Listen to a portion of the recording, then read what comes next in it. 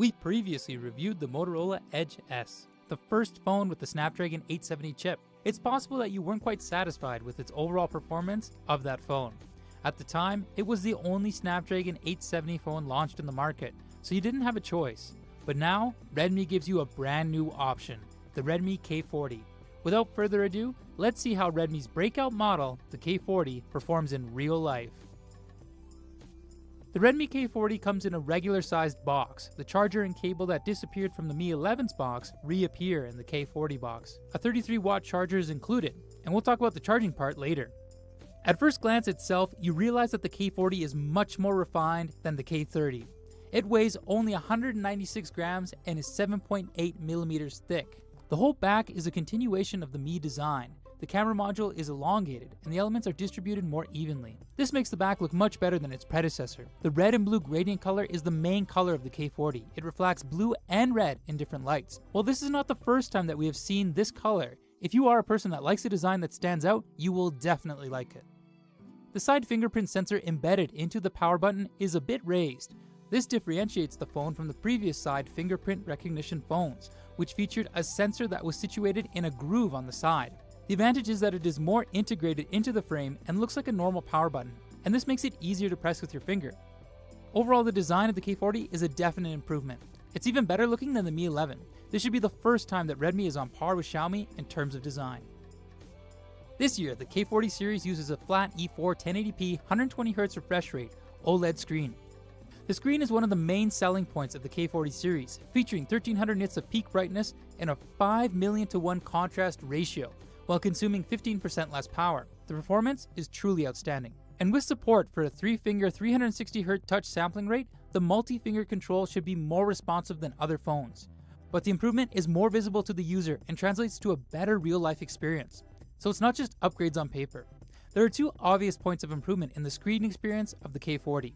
First one is the tiny 2.76mm hole punch, and second is the adaptive color display. This is one of the smallest hole punch we've seen, allowing you to almost ignore the front camera and immerse yourself in the joy of video. As for adaptive colors, it is not a strange concept for iPhone users. It adjusts the color temperature of the screen to the color temperature of the ambient light. This feature can help reduce eye strain. Apart from the plastic frame and the wide bezels, the screen for the price point is excellent. As you might have already seen in our Motorola Edge S review, the Snapdragon 870 is a very well balanced chip. As a longtime Qualcomm customer, will Redmi be able to tune the Snapdragon 870 any better? Let's look at the regular benchmark results first. The phone scores the following in benchmark tests. Antutu score is 662,201, 3D Mark score is 4,092, and Geekbench 5 single core test is 1,034, and a multi-score test is 3,485. We can see that the K40's peak performance tuning is similar to the Edge S.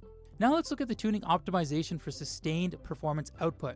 In the Genshin Impact half-an-hour stress test, the phone ran at 50.45 FPS, a little higher than the Edge S. Although judging from the frame rate curve, Redmi's K40 and Edge's S gaming performance look about the same, but looking at the frequency of lag, the K40 seems to be more consistently tuned. Now let's take a look at the Bright Ridge 20-minute test in which the K40 got an average of 42 FPS. This is lower than the Edge S, and there were a few times when the frame rate was only about 20 frames after down throttling. The experience was not very good. So it looks like for games that were optimized for the Redmi model, the phone offers a better gaming experience than the Edge S. And the temperature never went above 50 degrees Celsius. But if there were no targeted optimizations, the gaming experience would be inferior to the Edge S. Given its price segment, we knew the cameras were going to be average, so we brought in the Edge S in its class for a fair comparison. Let's see how good it is at taking photos. K40's main camera is the IMX582 sensor, introduced the year before, and there is no optical stabilization.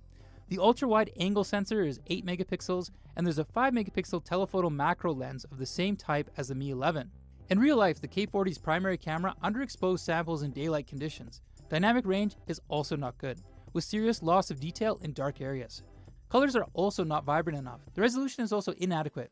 Apart from the slightly better control of the purple fringing issue, the K40 loses out in all daytime scenes. So can the K40 pull it off at night scenes? At night, the K40's exposure returns to normal. Although the highlights still spill over, there is much less noise than the Edge S with almost the same resolution. There is also more detail in the dark areas than in the Edge S. This was applicable with night mode on as well. Although the Edge S has improved its exposure in extreme dark lighting conditions, the noise is still not reduced, so the nighttime camera performance is a small victory for the K40. Both phones' ultra-wide lenses perform the same as the main camera in daylight. The K40 didn't do well and was defeated in this department.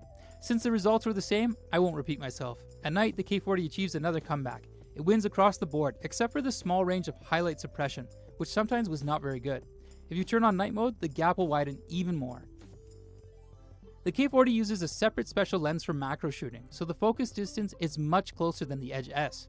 This is why the results are particularly impressive. As for video, I just want to remind you that the K40 does not have 6K video on its main camera. 4K only supports 30 FPS. Both the Edge S and the K40 only support up to 1080p 30 FPS from its ultra-wide camera. The K40 comes with a 4520 mAh battery. After our tests, which was half an hour of TikTok and half an hour of 1080p internet video, both use only 5% of the power. 30 minutes of the Genshin Impact consumes 18%. 20 minutes on the Bright Ridge consumes 20%. This battery optimization is still good. Although the K40 is still using 33 watts of charging, they've optimized it a lot this time. It charges to 69% in half an hour and can be fully charged in 54 minutes. So this is faster than many other brands' 40 watt charging. So you don't have to worry at all that the 33 watts of the K40 won't be enough. To conclude, if you're looking for a phone with high performance, low heating, and not so demanding camera, the K40 is perfectly suited for you. There are even a few surprises, such as the excellent E4 screen and the sophisticated design. Given its drawbacks, it's not the best phone, but it'll still be the most comfortable phone you can buy in this price range, at least for now. There have been a lot of new phones recently, so the competition will definitely get tougher in the coming months. Thanks for watching. Please don't forget to subscribe to Art from Gizmo China, and we'll see you soon.